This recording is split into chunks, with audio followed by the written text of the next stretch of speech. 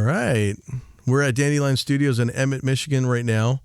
And our podcast is called What I've Learned. Yep. And so we're just going to talk about what we've actually learned so far, right? Yeah, the podcast was based on just the idea that running the real estate business that we do, it encompasses more than just real estate, and we've learned a lot in real estate and in life, and I think getting to put out there more than just the real estate, and also how it connects with real estate, just everything that we do. It just kind of made sense to make it what I've learned, because we have learned a lot in this journey.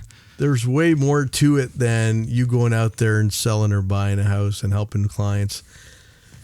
You are kind of a financial advisor to a certain extent. You're Dr. Phil sometimes, depending upon what's going on. Absolutely. Depending upon what's in the mix, and you're giving ample advice. Your knowledge base has to be so much more vast than you actually comprehend and think about before you start real estate. You have to be extremely well-rounded, and you got to be a people person. Yeah, that's a key in, I think, in any business, but especially in real estate, not just with your clients, but with, your connections that you have within the business and other ancillary businesses and people within the business. So there's a lot more to it behind the scenes that you have to have really good relationship skills with as well. Mm-hmm. And not only that, you got to have a great load of patience, and you have to be able to handle stress very well, manage and balance work life. You've got to do a whole lot more.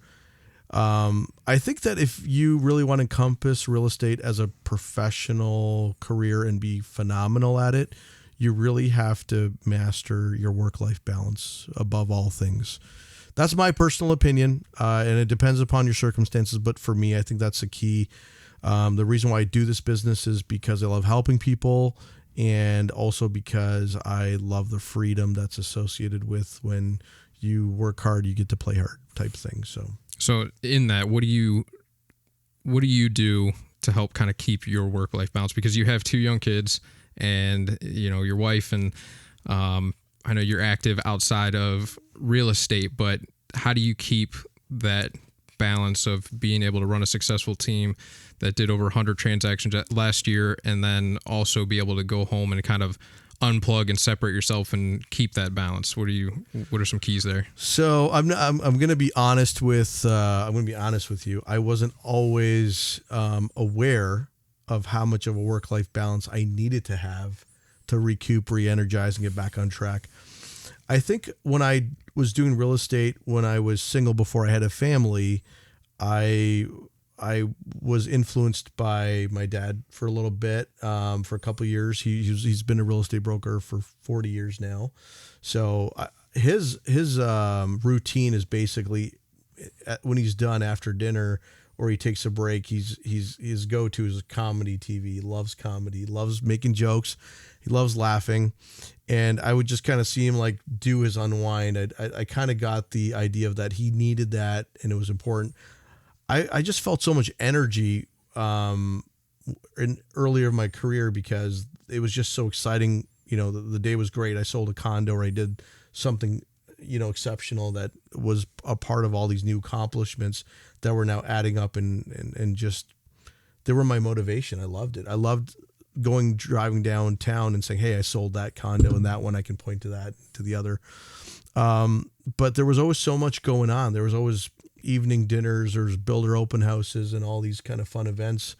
And I almost wanted to be everywhere all the time and be a part of it. I felt like I just didn't want to kind of sleep too long because I'd miss out on all these fun things. So I wanted to always be out there and ready to go. But after I had transitioned into family life and kind of realizing what mattered more to me, work-life balance really started to kind of, I couldn't escape it anymore. I had to situate it. I had to organize it quickly. Like I had to kind of like zone into reality, and I couldn't just ignore what else was going on that was important. So if I did, then I think I'd be full of regret. And so I started making some changes pretty early on into before the team was built and created. I started to kind of work quicker, work faster, making myself more efficient, starting my day super early in the morning if I could, and I could knock out a bunch of things that were on my list, so that when I'd go do my transactions and service my clients, I could get to it quickly, negotiate faster. I would almost pre-negotiate any property by the time they said, hey, I liked it, while we were driving to the next one, I was making a phone call. So I really tried to jam pack while I was working. And then at the moment I was not working, I would try to dedicate it to my family and like really focus on them, catch up on what I'd missed, and, create new memories, focus on new conversations, and just develop that relationship. So if we were going to go camping, I was camping. I wasn't getting cell phone reception. I wasn't really working. I could pass on those duties. And then so the team essentially was my next stage to work-life balance. That's why I love it, because what it did now was it was now satisfying my need of getting more time back and providing the necessity of the right amount of efficient business to my team members. So I thought that was one way to really go, because it seemed to work, and it's been working pretty well. And I think that that's something I'm going to keep expanding on and growing on. And I feel like that's something I like passing on to the people that I work with too, because I want them to have the same enjoyment. It's incredible to have both. Yeah. Yeah, that's really what it's all about. Yeah, 100%. So in your time of transitioning from solo to having all the time to be able to dedicate to the business and making that transition to life, what's the one thing that you think you've learned and kind of hit the hardest in that transition that has, I guess, maybe made the most difference so far in terms of maybe that shift to now? What's kind of your big key takeaway of what helps you keep that work-life balance? Okay, so it's actually it's a group of small things. So it's not just one real thing I could point out, but I think it's a group of small things. One was, like I said, getting up early, knocking out a bunch of things, and was the second thing was delegating more duties beyond that. So getting up in the morning, knocking out as much as you can, and then delegating all the things that you have to learn to let go. Because we can't do everything. Like I can't post a sign, do the photography, and I'm going to save money doing this and it's going to make more sense, but it's really not. Because the trade-off for the time doesn't make any sense whatsoever. If I can just be really precise, really, really efficient, and hit the target right on, I can do my 3 deals or my 4 deals or whatever my goal was, and accomplish more and have that work-life balance. Because when I go home, I do want to unplug and I do want to have time with my family, and then so my wife is licensed as well, so I can't always escape real estate. We are going to talk business at certain points when we're together, but I kind of find it was really, really important to master the schedule beyond measure. Like your schedule's got to be really, really smooth, and you've got to have openings in your day so that if something comes up, you can handle it. Your schedule can't be just so ram-packed where stuff's blowing up, and you can't organize it and get back on track. So I think there's got to be some realistic planning around your schedule. Because from a lot of people I'll hear, this is my schedule. It's so tight. It's 10 minutes behind 10 minutes. And I don't even, have time to do this. Well, that doesn't sound like a good schedule to me. That doesn't sound ideal. That's not the point of this. That doesn't sound like that there's the freedom that we're supposed to be getting for doing all of this extra stress and sacrifice in this type of business. Like this business can be pretty mentally and maybe physically draining depending upon how many showings or how many buyers you're working with, but it's also equally as rewarding. But I also felt one of the big transitions I had to do from solo to family was to really tighten up the way I review my finances. So one of the best tips I could share with you on that is that go back to those days if you had this opportunity to live like a student, where try to live off half of what you make. Get a little extreme. And this is the only good radical point that you can do when it comes to finances. If you can put aside some money consistently, like your taxes and some of your savings, you'll really enjoy the fact that when you have the work-life balance time, but now that you're not sitting there stressing about money, and that really allows you to bring out your true personality, your true desires, and like focus on your family and like laugh with them and not have to think about, oh, I got to still deal with that. And there's always going to be stuff you're dealing with. I'm not saying it's a perfect formula, but I think that it's helped a lot. Yeah. All right. So managing your money and keeping it kind of where it's not weighing you down. Yeah. Is what you're saying there. Don't go to work don't work for your house and your car. And you know, one of the funniest things I can tell you is that I can factually show you that when I drove the least expensive car, I earned the most amount of commission. So if you are being trained to think or understand that you've got to go and sign up for all these high ticket items and have these enormous bills, you don't. It's not true. Yeah. So I think that's a big misconception for a lot of agents. Yeah. Yeah, I think I've seen that where agents think that they have to play almost a certain character to feel like they're a successful real estate agent. And yeah, I've seen time and time again, that's just not true.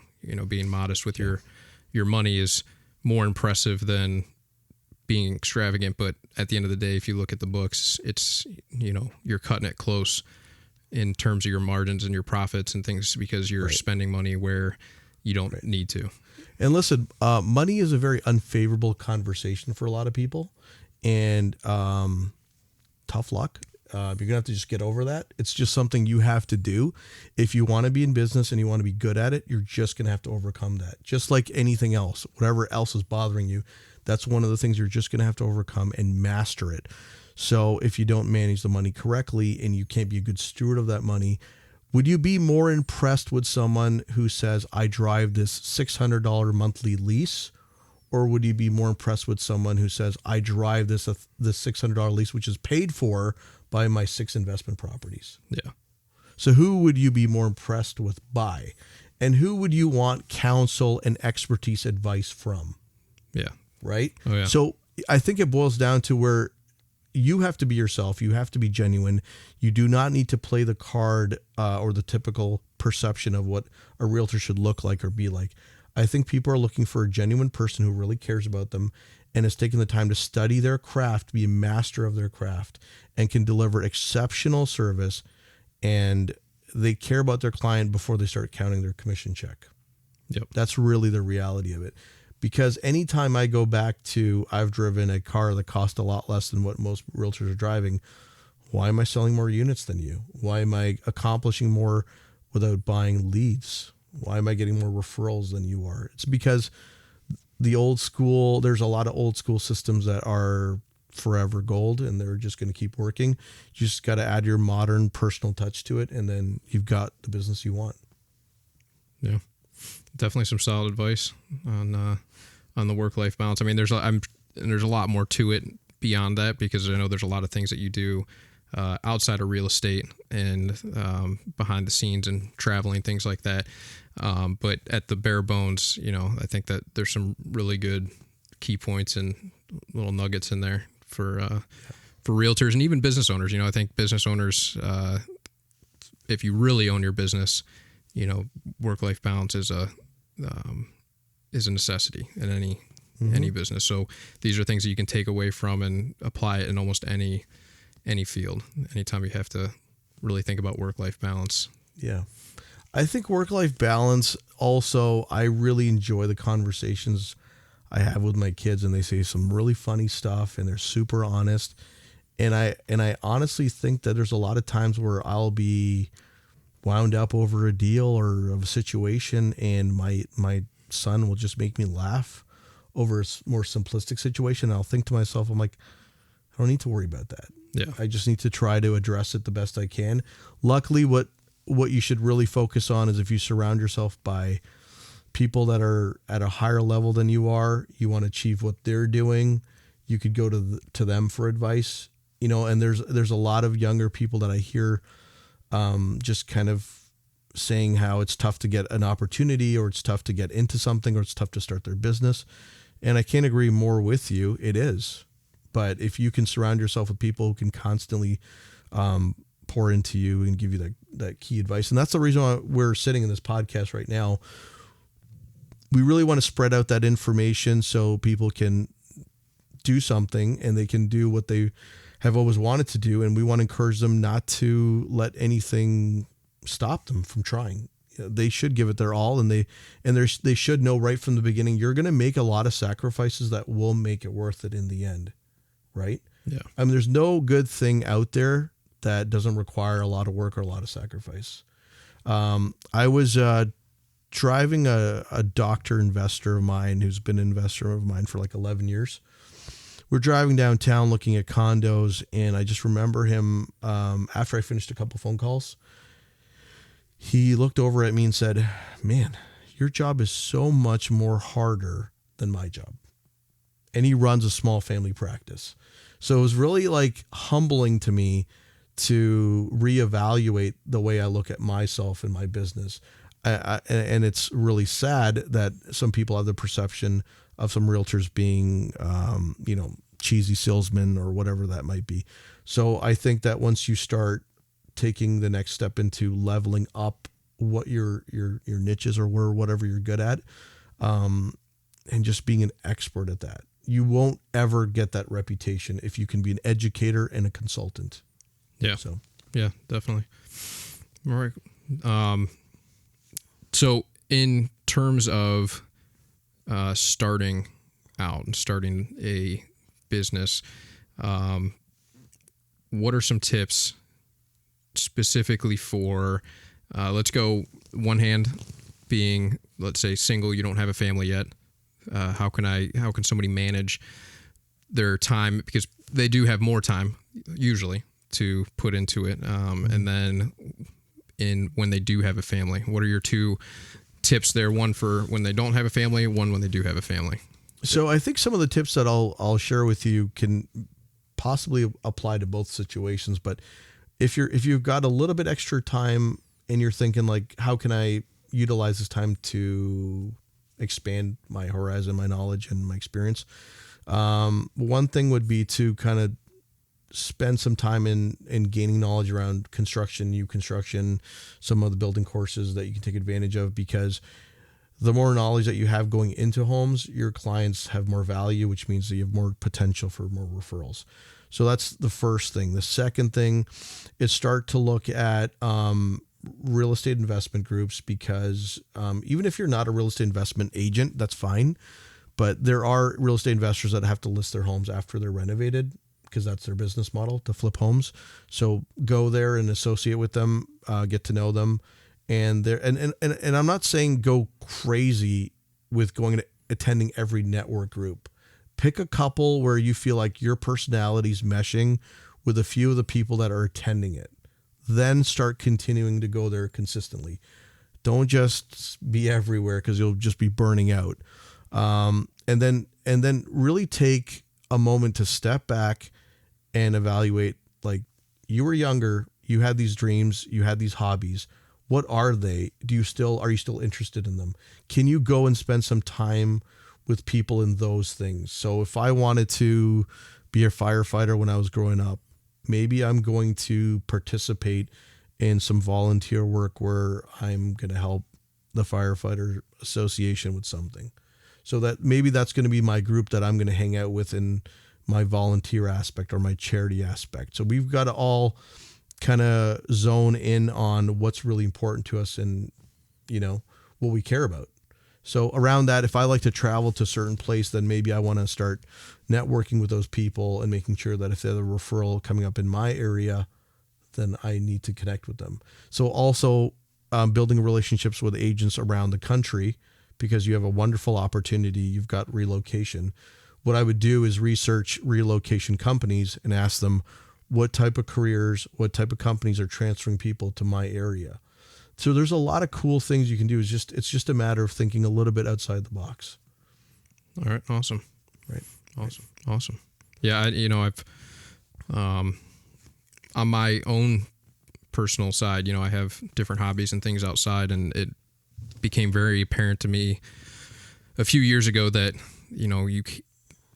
I see so many people that get so just encompassed in their work, and they kind of leave every hobby, like you said, the things that they used to do and the things that they love and the passions and dreams that they had, and they just kind of leave them to the wayside. And then they continually just say, well, if I just work a little bit harder and I work longer or I do better, like eventually I can go back to those hobbies. And unfortunately, from what I've seen is most people don't ever go back to those hobbies. And you are so right. They get just stuck in that grind and that work. And I think it goes even into families. I think a lot of people have a hard time eventually separating the work and family life and not being able to unplug and not being able to balance that well. And they get into issues where, their families, they're just not there for their families like they should be, or, work's taken over in a lot of aspects and they just can't leave it. And it's always there, and it's always, they're on their phones and they're always answering calls and they're always dealing with things.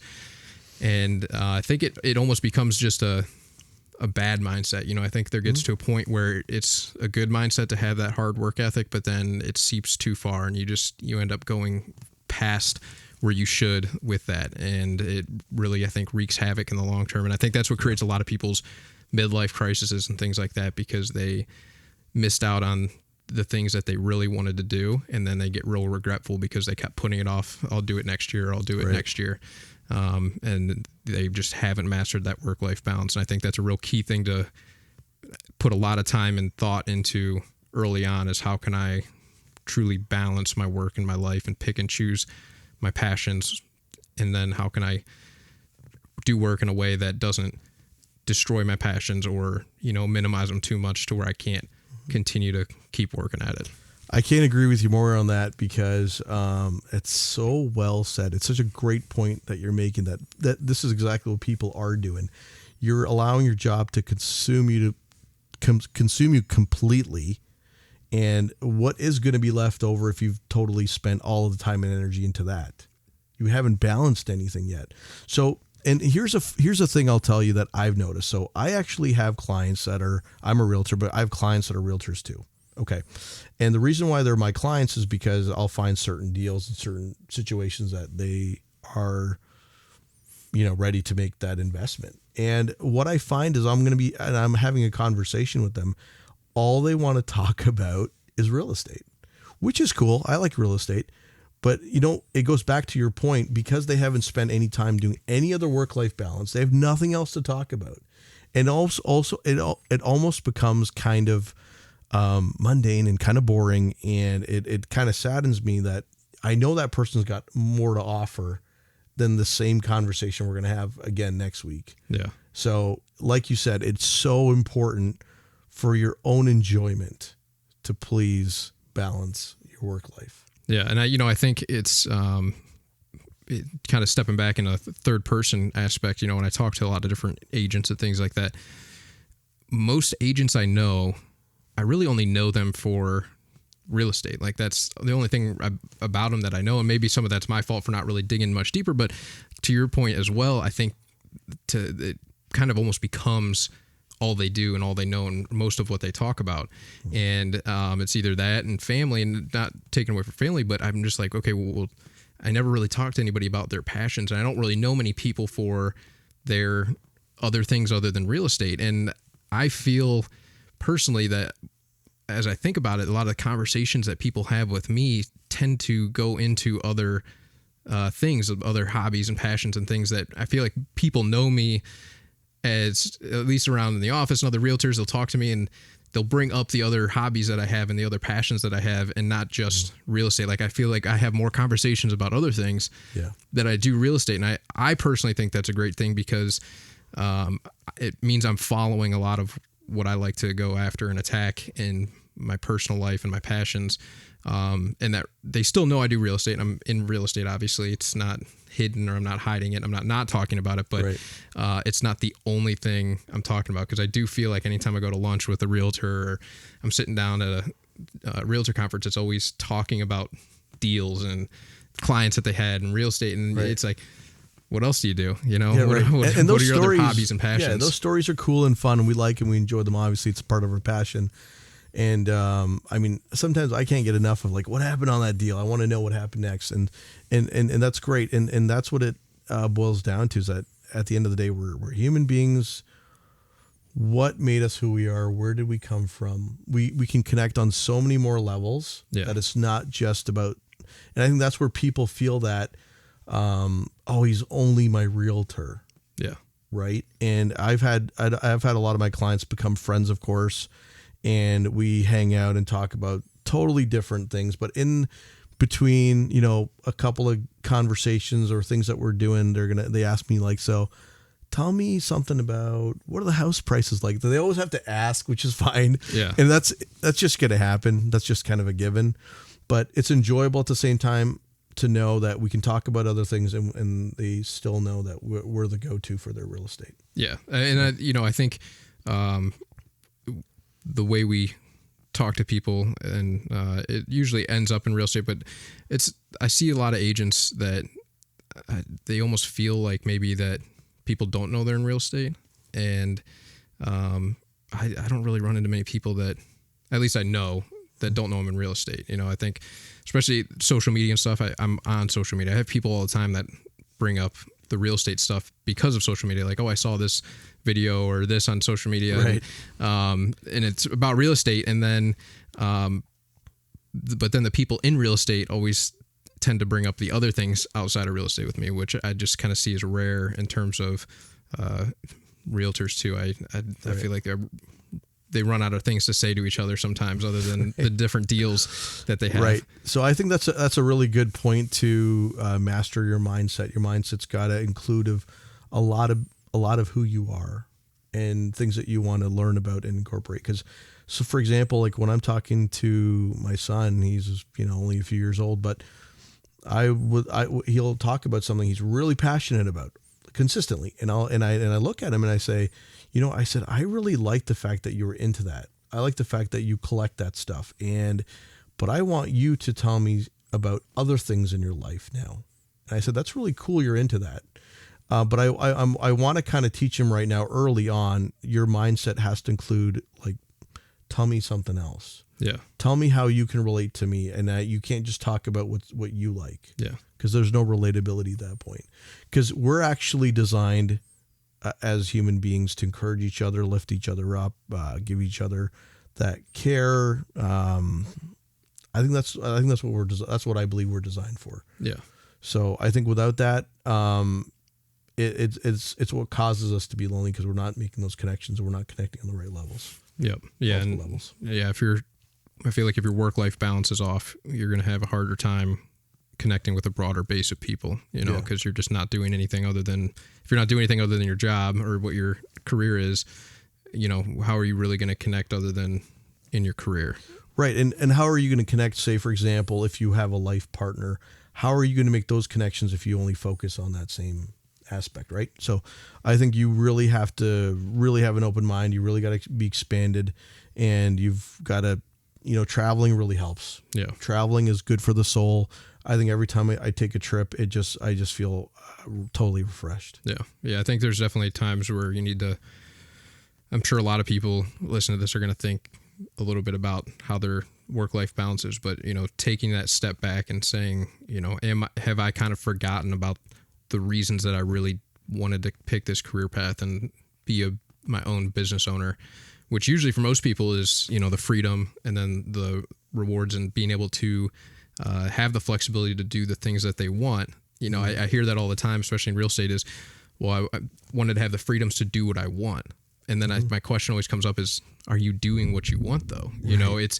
That's the key. Are you actually taking the initiative and doing what you want? And unfortunately, I see too often that agents or real estate agents aren't doing what they want, and they're consistently swamped by their business and things, and they're taking on all this stuff within their business, and then they're getting stressed out, and then they're they're leaving themselves no time and no balance in their lives, and that's only going to perpetuate further and further and more as your time goes on. You're going to build up a bigger base of clients and more people that need you, and you're never going to fix that balance and get back to why you started and why you chose what you chose if you don't stop and do it now and start to break down how you're doing things in your day and your week and your life and separate it and get that balance back. Because if you don't do it now, you're just going to, like what you've always been doing,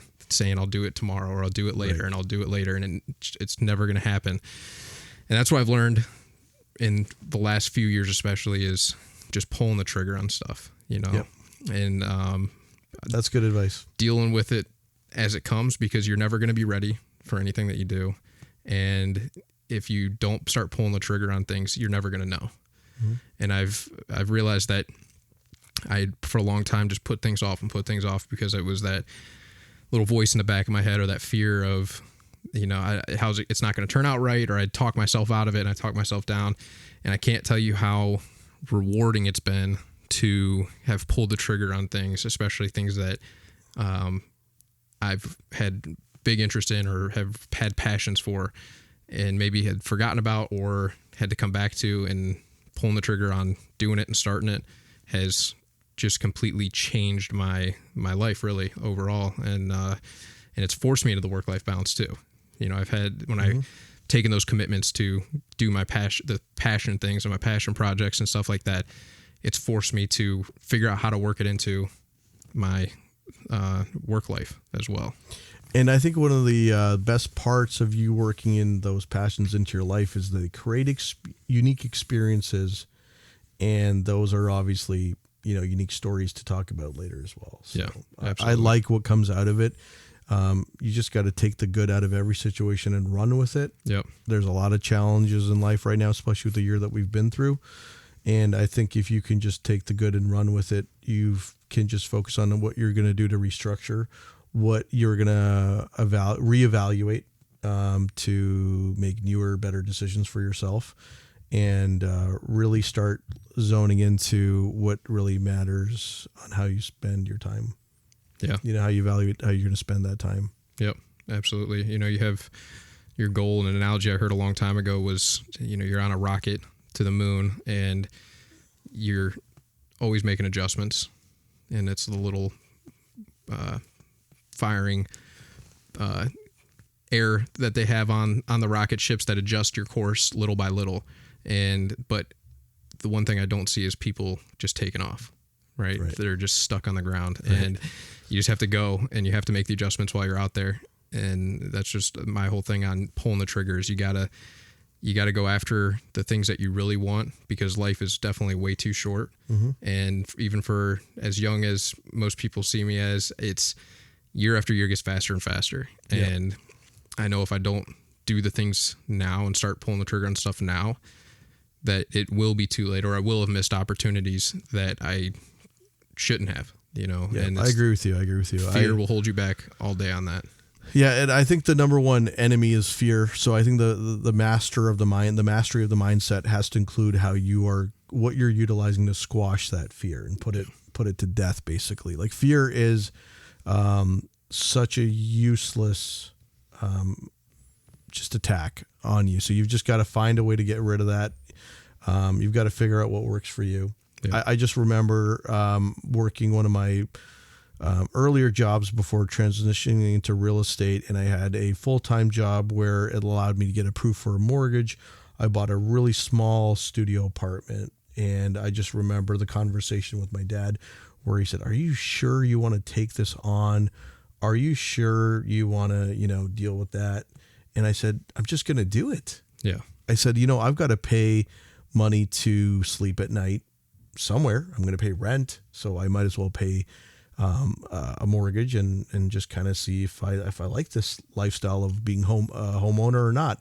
And I remember when I had bought it, he was kind of right. I didn't really like it because I'd bought it in an area where my friends were not that close. So I didn't end up keeping it for myself. I ended up renting it. So I started to make money off of that. And then when I waited a few months, the market had actually gone up. I ended up selling it, and I looked at the amount of money I made, which was fairly close to my year salary in that job. And that's what kind of woke up my senses on I could have more freedom. I could do more of what I want. But like you said, am I going to actually go do that, or am I going to just go get consumed by the business? Yeah. So we have to step back and evaluate how, when, what is going to happen in those circumstances and how we're going to go about it. So I had realized that this was a great avenue for me, but I still had to kind of look at a plan on how I could execute it. Like, how could I do this without being consumed by it, first of all? Because I had watched my dad be a real estate broker, and, you know, no offense, I love him, but he was kind of a workaholic. And so I didn't see a lot of him, but he was really well-intended. He had great intentions for working all the time. He had a great intentions for being consumed by that business. He had a good reason within his heart to do it for us, and non-selfishly for him, so he could provide the best he could. And all that being said was good, and it was well intended, but it sometimes doesn't produce the result that you want. At the end of the day, if your family or your life partner wants memories with you and you're not there, the work-life balance just hasn't been mastered yet. And I think that's something that we have to keep working towards. It's not going to happen overnight. Don't worry about how quickly you can execute it. Just keep working towards it. All right. Thanks, guys, for tuning into What I've Learned podcast. And if you guys like this content, be sure to stick around and check out new podcasts coming out. If you have any questions, if you have anything that you guys want talked about on the podcast, we'd love to hear about it. And if you have any interesting people that you think would be a great fit for this podcast as well, shoot us a message and we'll see if we can get them on. So again, thank you guys for checking us out, and like and follow and subscribe. Thank you. If you could